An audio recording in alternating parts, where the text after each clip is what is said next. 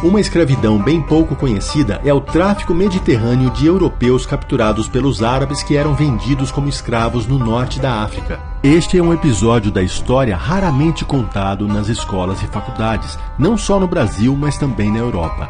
Há quem acredite que contar essa história é tentar justificar os crimes dos europeus no tráfico atlântico. Isso não faz sentido. Primeiro, porque um crime não justifica outro. Segundo, porque os europeus não são uma massa única de pessoas. Os ricos traficantes portugueses, ingleses e holandeses nem conheciam as populações pobres do litoral sul europeu que eram escravizadas pelos árabes.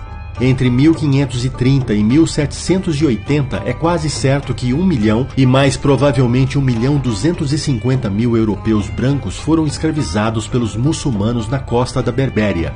Todos podiam ver a desolação das costas da Espanha, França e Itália graças a esses corsários, as praias devastadas, as ilhas abandonadas, as casas reduzidas a cinzas, os pescadores deixando tudo para trás. Impressiona como não temos a mais vaga ideia de toda a magnitude do tráfico de escravos brancos europeus. E o pior é que isso acontecia ao mesmo tempo em que ocorria o comércio de escravos africanos, para o qual foram direcionados muito mais estudos. Essa contagem de 1 milhão de europeus não leva em conta os escravos feitos no leste europeu.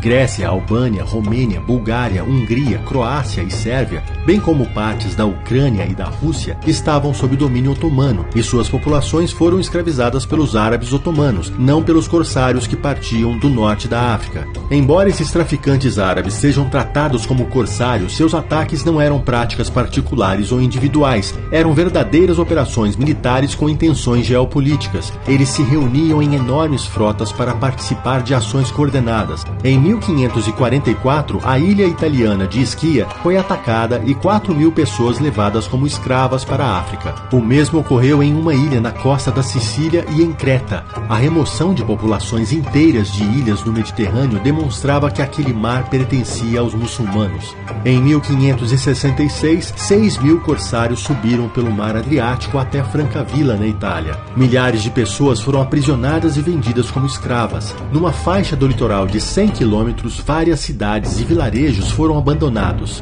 Os corsários também faziam questão de devastar as aldeias e plantações com que se deparavam, demolindo torres, queimando estoques de alimentos. Ateavam fogo nas casas, nos barcos de pescadores, nos cavalos e nas provisões. Matavam todo o gado e incineravam os campos de milho. 1 ou 2 dias depois, os invasores costumavam retornar com uma bandeira branca para avisar aos camponeses sobreviventes que poderiam embarcar com segurança a fim de negociar o resgate de seus parentes capturados. Sequestravam homens, mas o foco principal era de mulheres jovens e crianças. Escravas virgens eram muito valorizadas porque eram vendidas especialmente para haréns. Quanto mais jovens fossem, melhor se adaptariam à nova vida. Homens adultos tinham a desvantagem de ter esposas e filhos para os quais poderiam querer voltar.